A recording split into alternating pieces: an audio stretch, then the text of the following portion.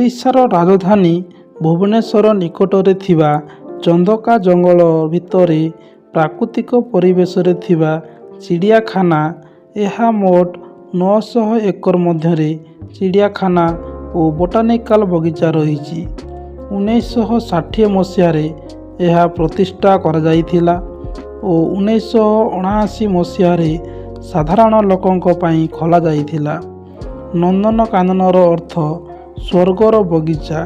ଏହା ଏସିଆର ସବୁଠୁ ବଡ଼ ଚିଡ଼ିଆଖାନା ଓ ପୃଥିବୀର ସବୁଠୁ ବଡ଼ ବିରଳର ଧଳାବାଘ ପ୍ରଜନନ କେନ୍ଦ୍ର।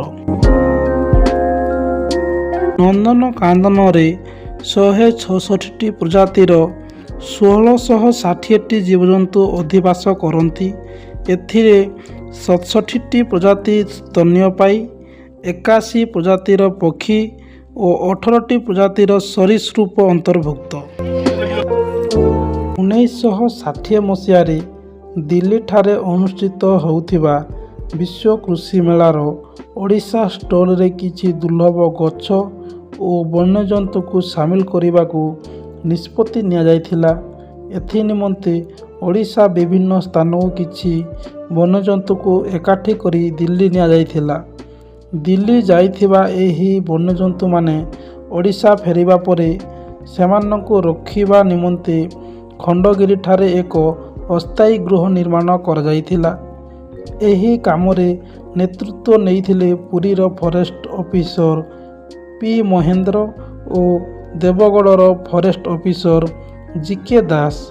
ଖଣ୍ଡଗିରିରେ ଜୈନମୁନିମାନେ ଏହି ବନ୍ୟଜନ୍ତୁମାନଙ୍କର ଖାଦ୍ୟପେୟର ଦାୟିତ୍ୱ ନେଇଥିଲେ।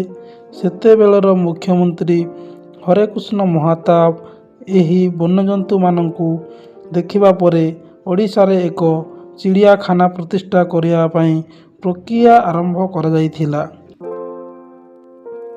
1963 ମସିହାରେ ଉଦ୍ଭିଦ ଉଦ୍ୟାନ ଖୋଲାଗଲା।